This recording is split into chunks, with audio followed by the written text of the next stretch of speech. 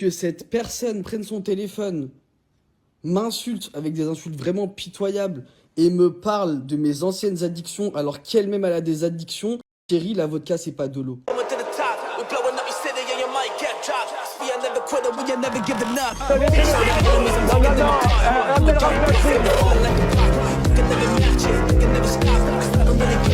Vous fumez, monsieur? Le football, il a changé. Oui, peut-être. Ouais, c'est Laurent Delamousse, bienvenue aujourd'hui pour une nouvelle vidéo et j'espère que tout le monde va bien. Messieurs, dames, on se retrouve aujourd'hui pour la petite vidéo actu de la semaine, celle du jeudi. On va parler de Dieudonné, on va parler d'Aquababe qui a encore fait de la merde. Mais avant de partir pour cette nouvelle vidéo, c'est le moment de soutenir la chaîne et moi-même en mettant votre plus gros pouce bleu, votre meilleur commentaire. On n'oublie pas de s'abonner et d'activer la cloche pour pas rater les prochaines vidéos. On fait de même sur la chaîne principale, la chaîne Mousse, où demain je vous remets la deuxième partie sur Jeffrey Epstein. Essayez de donner un petit coup de boost à la vidéo vu qu'elle a été supprimée la dernière fois. C'est pour le passage où on entend l'enfant crier. Voilà, comme ça vous savez. On mange sur Instagram, le nouveau, sur TikTok, sur Twitch pour pas rater les lives du dimanche soir à 21h30. On va chercher à boire, à manger, on se met à l'aise et moi je m'occupe du reste. On va commencer avec deux news concernant le dossier Epstein, l'affaire Epstein. La première, c'est le lien entre Jeffrey Epstein et Israël. L'affaire Epstein éclabousse aussi Israël, on vous explique. Dans l'œil du cyclone, Ehud Barak, ancien Premier ministre d'Israël, il a séjourné des dizaines de fois dans l'appartement new-yorkais du milliardaire américain entre 2015 et 2019 avec son épouse. Jeffrey Epstein avait déjà été condamné par la justice américaine. Autre révélation, un enregistrement audio déclassifié par la justice américaine où l'on entend les deux hommes, Epstein et Barak, parler d'immigration et de jeunes filles. Écoutez. I used to tell Putin always, say, what we need is not just 1 more million. It changed Israel in a dramatic manner, the million Russians. I think that many will prefer to be Belarusian, or there are many young, handsome girls will come, tall, skin. Énorme tollé en Israël, Ehud Barak a dû s'expliquer à la télévision. C'était la semaine dernière. אני בכל ההיסטוריה שלי איתו, בכל ה-15 שנה, לא נתקלתי בשום דבר שהוא לא ראוי, בשום דבר מהסוג הזה, בשום סוג של התנהגות לא ראויה. Dans cette interview, Ehud Barak reconnaît 15 ans de relations amicales et professionnelles. Jeffrey Epstein investissait dans une compagnie de sécurité que l'ancien Premier ministre dirige. Autre nom qui ressort, et il est moins connu, c'est celui de Ofer Rafaeli, qui est le patron de la branche israélienne de MC2, une agence internationale de mannequins qui a des bureaux ici à Tel Aviv, mais aussi à Miami ou à New York, et qui aurait fourni des dizaines de mannequins ou de jeunes femmes mineures aux pédocriminels américains. Une enquête avait été ouverte aux États-Unis, mais c'était avant le suicide d'Epstein en prison. Aucune poursuite n'a jamais été engagée contre Ofer Rafaeli, qui affirme ne rien savoir de ces dizaines de jeunes mannequins qui avaient été envoyés sur l'île d'Epstein dans les Caraïbes. Et la deuxième news, c'est que le dossier Epstein relance les théories autour du Pizzagate. On en avait un petit peu parlé, notamment dans la deuxième partie qui ressortira demain. La publication des dossiers Epstein relance la théorie complotiste du Pizzagate. Le mot pizza apparaît plus de 800 fois dans les millions de documents liés à l'affaire Epstein et publiés par l'administration américaine. Pour les complotistes, ça prouve que la théorie du Pizzagate est vraie. Une théorie née en 2016 et selon laquelle une pizzeria à Washington, le Comet Ping Pong, connu pour être un lieu de rassemblement de responsables démocrates, était en réalité au cœur d'un réseau de pédophilie. Le sous-sol de la pizzeria serait un lieu de détention d'enfants destinés à des responsables démocrates. Ce réseau aurait été dirigé notamment par des membres de l'équipe de campagne d'Hillary Clinton, et à l'époque, Bill Clinton fréquentait le prédateur sexuel Jeffrey Epstein. Tout cela prouverait que le couple Clinton est impliqué dans un scandale de pédophilie. Des internautes assuraient à l'époque avoir déchiffré un code utilisé par les responsables démocrates dans leurs mails, révélés lors des Wikileaks. Les termes pizza et hot dog désigneraient des jeunes filles et jeunes garçons victimes de ce réseau. Les complotistes voient donc l'utilisation du mot pizza dans les dossiers Epstein comme une preuve qu'ils avaient raison, et cette théorie complotiste reprend de l'ampleur. Par exemple, l'ancien animateur de télé proche de Donald Trump, Tucker Carlson, en parle dans l'un de ses podcasts. So to all the people who dismissed out of hand this conspiracy theory about Pizzagate, here you have apparently Jeffrey Epstein's urologist telling him that after you take your erectile dysfunction drug, wash your hands and join me for pizza and grape soda. Les recherches Google autour de cette théorie ont fortement augmenté depuis la publication des dossiers Epstein. En ce moment, il y a une affaire en France, enfin une affaire, en fait je comprends pas que ce soit une affaire, il y a des gens qui m'ont dit « Ouais, tu fais style que tu connais pas, mais tu parles des candidats de télé-réalité. » Alors c'est pas parce que j'en parle que je connais, je vois les trucs passer, je vois quand c'est des top tweets, mais c'est pas pour ça que ça m'intéresse. Je vous avoue que la vie privée des candidats de télé-réalité, est-ce qu'il a trompé, pas trop, ça m'intéresse absolument pas. Voilà. Moi en général, je préfère faire des vidéos qui protège les gens, éviter qu'ils se fassent arnaquer, etc. Donc c'est vrai que si Cindy, elle a trompé Bob, ou Bob, il a fait des partous pendant qu'il était je m'en bats les couilles, voilà, je vous le dis, je m'en bats les steaks. Mais je passe les vidéos qui deviennent virales derrière, les réactions, parce que ça fait partie de l'actualité, et c'est là la différence. Donc hier, on avait parlé de Maïsan, enfin vite fait, je sais pas si on a parlé d'elle. Ah non, on a parlé de Bastos et Zatis, pardon. Aujourd'hui, la principale intéressée s'est exprimée, et s'en est pris au blogueur Aquababe. Ensuite, en ce qui concerne Aquababe, sachez qu'il s'est attaqué aux deux seules choses qui sont très importantes pour moi, c'est-à-dire ma famille et mon couple. Et rien que pour ça, je vais pas le lâcher. Je vais pas le lâcher judiciairement parlant. Déjà parce que je vais avoir énormément de temps devant moi, grâce à lui, que j'ai les ressources pour le faire. Et ensuite, je ne veux plus que cet odieux personnage soit en capacité de terroriser littéralement toutes les meufs du milieu de la télé-réalité avec des informations sur leur sexualité, qu'elles soient vraies ou fausses, ces informations, qui par la suite décide ou non de sortir ces infos au gré de ses envies et de ses humeurs qui sont assez changeantes, soit dit en passant, ce qui est très inquiétant. Il ne fait preuve d'aucune impartialité. Et je pense que ça fait trop longtemps qu'on est témoin de ça, moi compris, et je trouve que c'est totalement immoral, et je comprends pas qu'en 2026, il puisse encore avoir et les réseaux sociaux, et être invité sur des plateaux télé pour y trimballer sa face toute luisante d'excitation, parce que même lui ne sait pas pourquoi il est là. Il n'a aucune formation journalistique, il n'a rien d'un média. C'est un simple petit garçon qui a toujours rêvé de faire partie de ce milieu, mais qui, faute d'une personnalité assez intéressante, a dû être relégué au rang de commère de bas étage. Il se contente de rapporter des potins graveleux et des rumeurs indécentes sur les gens, sur son Snapchat, sous haleine du matin et peinard cramoisi, pour par la suite gratter quelques collaborations et financer une addiction certaine aux tisanes, à l'homéopathie et autres joyeuseries dont il a la consommation quotidienne. On parle quand même d'une personne qui a décidé de littéralement ruiner ma vie, parce que j'ai eu envie de me buter clairement, hein, sur la simple base du fait que je ne l'ai pas invité à mon anniversaire qui n'a jamais existé d'ailleurs, puisque je n'ai jamais eu l'intention de le fêter, donc même sur ça, t'as pas été putain de foutu de vérifier ta source. Donc je comprends que cette histoire d'anniv ait pu réveiller quelques traumas en toi, mais Aquababe, à un moment donné, il fait faire preuve d'un peu de lucidité. Si t'étais déjà pas invité aux anniversaires quand t'avais 7 ans, c'est probablement parce que t'étais déjà un grand culé à cette époque-là. Donc faut savoir se...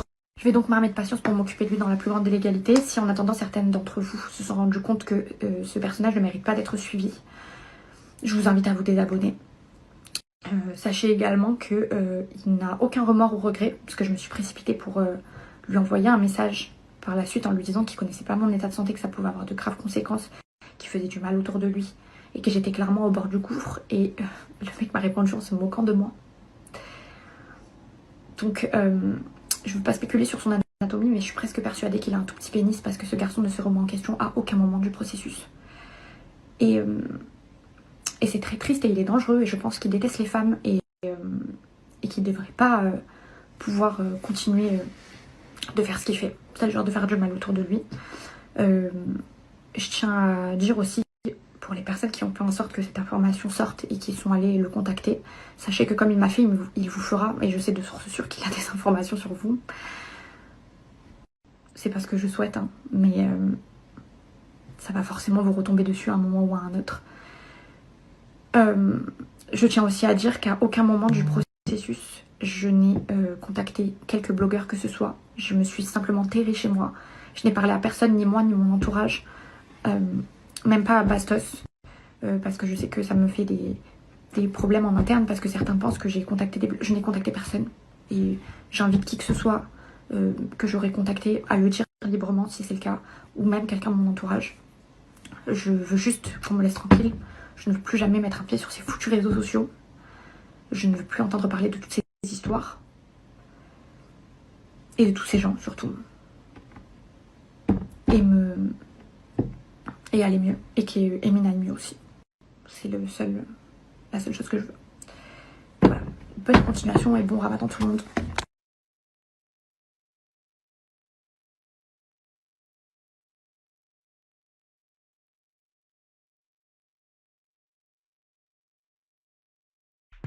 Bien évidemment, vous connaissez Aquababe qui s'est empressé de répondre à Meysan. Premier point concernant sa story, dire que je suis quelqu'un de misogyne qui déteste les femmes, c'est de la vraie folie.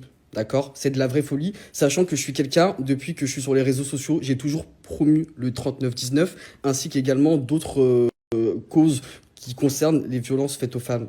D'accord? Donc, on va jamais me coller des histoires que je suis anti-femme ou je ne sais quoi. Ça, c'est de la vraie folie. Faut vite se calmer. Faut très vite se calmer dans les arguments pour sortir d'un bad buzz. Deuxième argument, c'est facile de dire oui, il parle de la vie privée des femmes. Non, ma chérie. Non, ma chérie, je parle pas que de la vie privée des femmes, je parle de tout le monde. Et quand toi-même tu m'appelais pour bitcher sur Cynthia et me parler de ses infections et compagnie, t'étais la première et t'étais bien contente.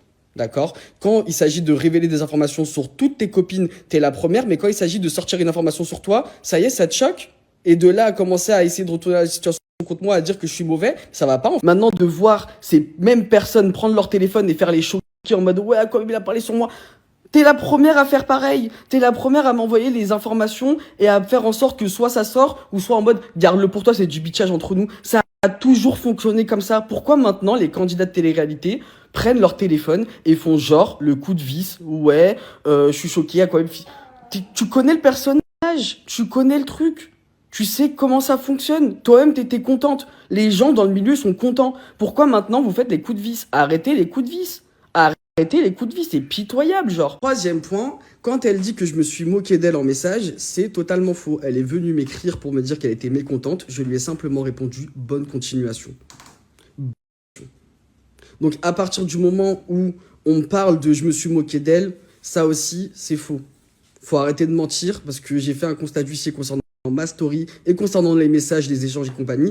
Ne t'inquiète pas, je suis dans mon bon droit. Que cette personne prenne son téléphone, m'insulte avec des insultes vraiment pitoyables et me parle de mes anciennes addictions alors qu'elle-même elle a des addictions. Chérie, la vodka c'est pas de l'eau. Ça y est, on rentre dans l'art, on parle cash. La vodka c'est pas de l'eau, ma chérie. Dose. Je trouve ça vraiment culotté. Hein. Le problème en fait, c'est pas Aquababe, c'est les gens qui le regardent.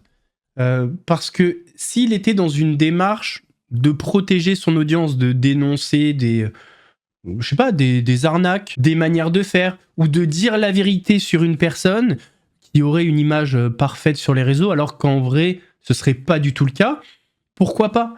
Mais en fait, balancer que des trucs sur la vie privée des gens, mais ça, je comprends pas. Il est coupable, mais son audience tout autant, voire même plus, parce que si personne ne regardait son contenu, il arrêterait au bout d'un moment. Donc franchement, tous les créateurs de contenu, blogueurs, trucs, machin, qui sont là à s'intéresser à la vie privée. Ouais, il sort avec lui, il a trompé l'autre, et pas... Sérieux? On en est là? Vous voulez pas apporter un petit peu de plus-value, de valeur ajoutée? Non? Direction maintenant les États-Unis avec les propos de Barack Obama, des propos sur les extraterrestres. Ça a tellement fait de bruit qu'il a été obligé de clarifier ses propos et sa position. Barack Obama clarifie ses propos sur les extraterrestres. Are aliens real? They're real, but I haven't seen them, and they're not being kept in what is it? Area 51. Area 51. There's no underground facility, unless there's this enormous conspiracy, and they hid it from the President of the United States. Cette phrase de Barack Obama dans le podcast d'un youtubeur américain n'est pas passée inaperçue. Lors d'un format de questions-réponses rapides, l'ancien président américain a relancé les théories complotistes, notamment sur la zone 51, cette base militaire située dans le désert du Nevada, utilisée pour des tests d'avions et de technologies militaires avancées, et surtout célèbre pour les nombreuses théories du complot qui la concernent. L'idée la plus répandue, le gouvernement américain y cacherait des extraterrestres et des ovnis. Alors, voir un ancien président dire The real... Forcément, ça fait parler. Il vient de nous donner un indice. En gros, je ne peux pas le dire, mais là, sous terre, dans la zone 51, c'est ce qu'il a dit, oui. Nous savons, monsieur le président. Les extraterrestres existent, j'en suis sûr, à 99,9%. Il a probablement raison à ce sujet, les extraterrestres ne sont pas retenus là, mais leurs vaisseaux, eux, le sont.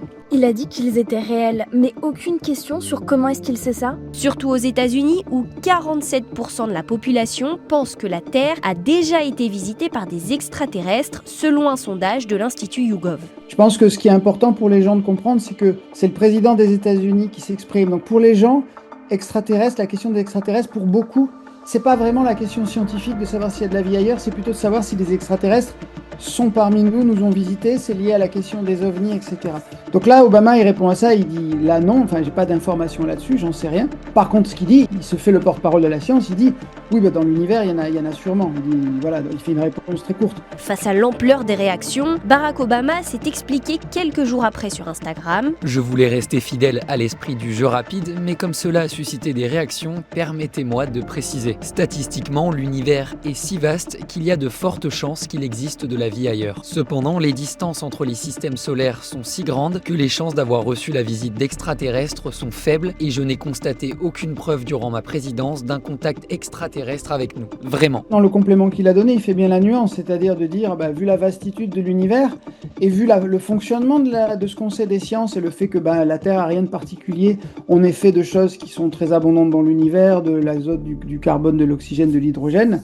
Ce qui se passe ici se passe ailleurs. Après, ça peut être extrêmement rare. Ça peut être tellement loin que on le saura jamais. Ça peut être à l'autre bout du cosmos. Déjà en 2021, l'ancien président des États-Unis avait déclaré qu'il ne pouvait pas tout dire à l'antenne, avant d'expliquer dans la foulée qu'il existe des images et des enregistrements d'objets dans le ciel dont nous ignorons la nature exacte. C'est pas parce que parfois il y a des choses qu'on ne comprend pas que ne pas comprendre, c'est dire il y a un ovni, il y a un vaisseau extraterrestre qui est venu nous visiter. Non, pour pouvoir dire il y a un vaisseau extraterrestre qui est venu nous visiter, au contraire, il faut vraiment avoir des preuves irréfutables pour pouvoir l'annoncer. Et donc, pour beaucoup de gens, ça se résume à ça. Et par exemple, si un scientifique commente l'observation d'un ovni et dit non, il n'y a pas de raison de penser que c'est un ovni, si vous regardez les commentaires sur les réseaux sociaux, la plupart des gens disent « Oh, mais ils sont idiots de penser qu'il n'y a que de la vie sur Terre ». Mais ce sont deux choses qui n'ont rien à voir, en fait. Dans le dossier Owen Narutovi, on a eu un petit peu de nouvelles et il y a de fortes chances que la case prison soit sa prochaine destination. Parce que malheureusement aujourd'hui on nous accuse sur des choses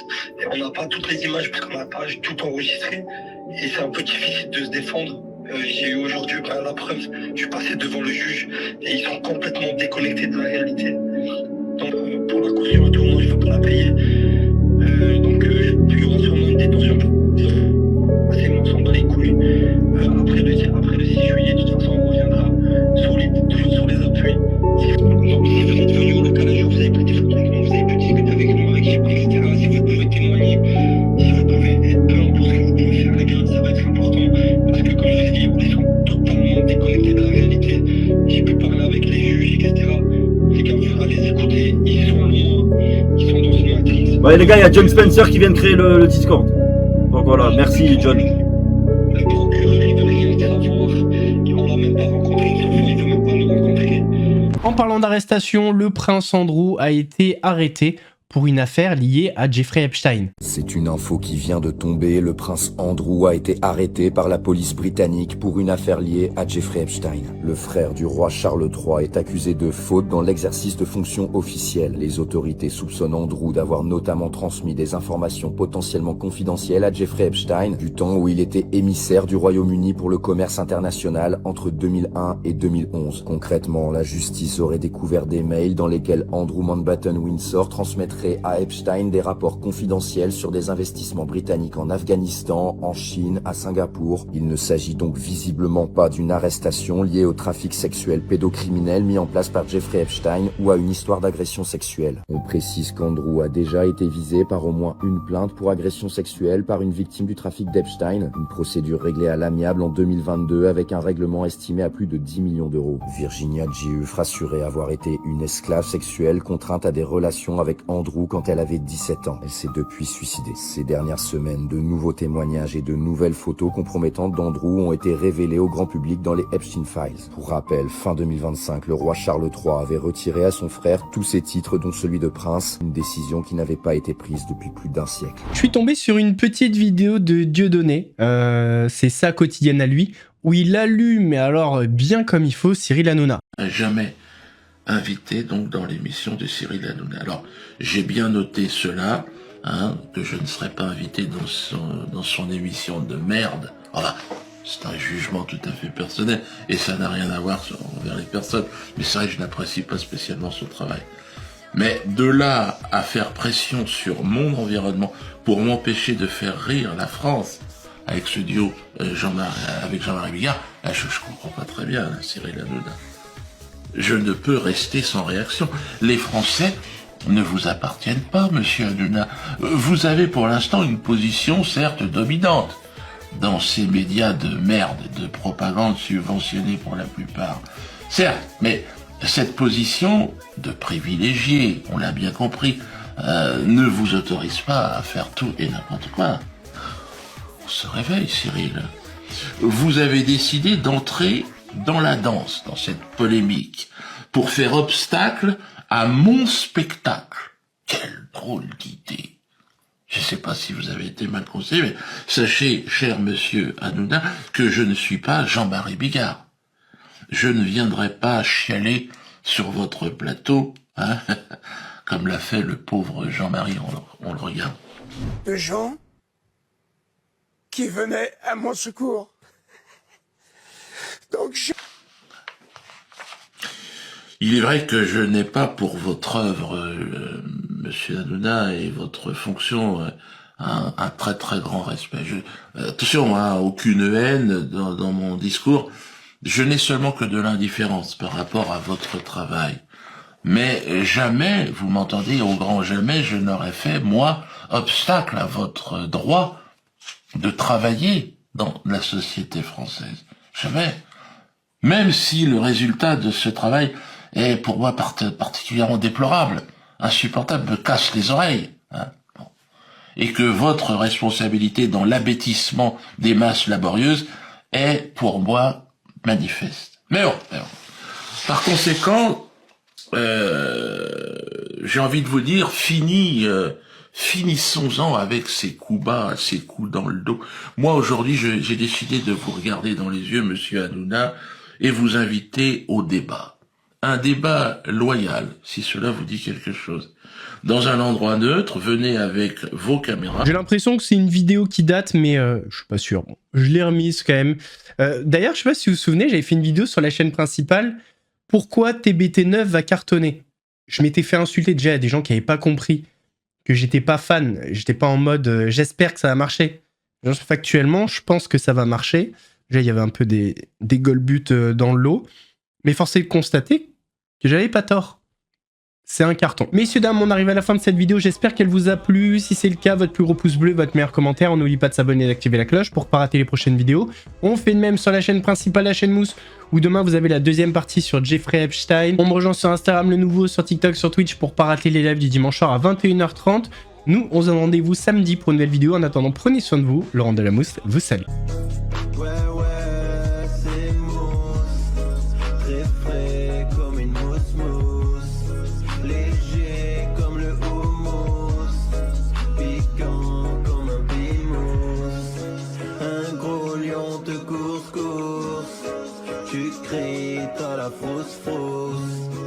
J'arrive à la rescousse. Regarde, ouais, c'est